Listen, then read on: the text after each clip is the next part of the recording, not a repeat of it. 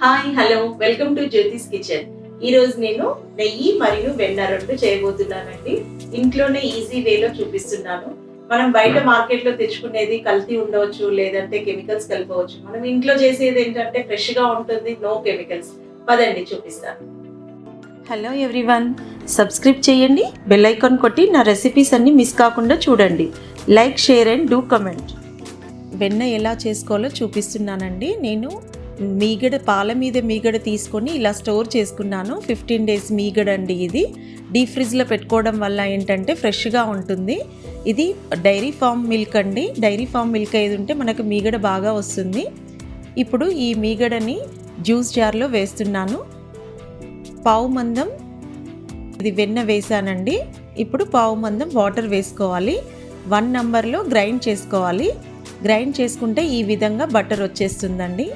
ఇది ఇప్పుడు మనము ఒక బౌల్లోకి షిఫ్ట్ చేసుకుందాము.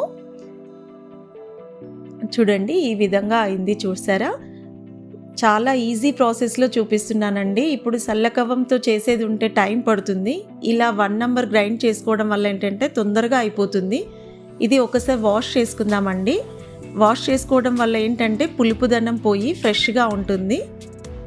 వెన్న ఇంట్లో చేసుకున్న వెన్నతోటి మనం ఏ ఫుడ్ ఐటెం చేసుకున్నా చాలా టేస్టీగా ఉంటుందండి. ఇది హెల్త్ పర్పస్గా కూడా బాగుంటుంది. మనం బయట మార్కెట్లో తెచ్చుకునేది కెమికల్స్ కలుపుతారు కాబట్టి సో ఇంట్లో చేసుకోవడం చాలా ఉత్తమము. రెడీ అయిపోయిందండి మన బటరు. ఇప్పుడు ఇందులో మనకు ఇంట్రెస్ట్ ఉంటే కొంచెం ఫుడ్ కలర్ యాడ్ చేసుకోవచ్చు. నేను చిటికెడు ఫుడ్ కలర్ వేస్తున్నానండి. ఇందులో నేను సాల్ట్ వేయట్లేదు, మీకు ఆప్షన్ అండి సాల్ట్. ఒకవేళ వేసుకునే వాళ్ళ ఏది ఉంటే 1/2 teaspoon వేసుకోవచ్చు. నేను యూజ్ చేసుకునేటప్పుడు వేస్తానండి, సో వేయలేదు. ఇప్పుడు ఒక బటర్ పేపర్ తీసుకొని ఈ రెడీ అయిపోయిన వెన్న ఉంది కదా, ఇందులో మనం స్మూత్గా ఇట్లా పెట్టేసుకుందాము. రెక్టాంగిల్ షేప్లో పెట్టేస్తున్నానండి నేను. ఈ విధంగా ఫోల్డ్ చేసుకోవాలి. మంచి ప్యాక్ చేయడం వల్ల ఏంటంటే మంచి షేప్ వచ్చేస్తుంది. ఈ విధంగా చేసుకోవాలండి. ఒక 1 hour డీప్ ఫ్రీజ్లో పెట్టేసుకోవాలి. అంతేనండి, చాలా ఈజీ. మనం ఇంట్లో చేసుకునే బటర్ ఎంతో టేస్టీగా ఉంటుందండి. చూసారా, రెడీ అయిపోయింది మన హోమ్ మేడ్ బటర్ రెడీ.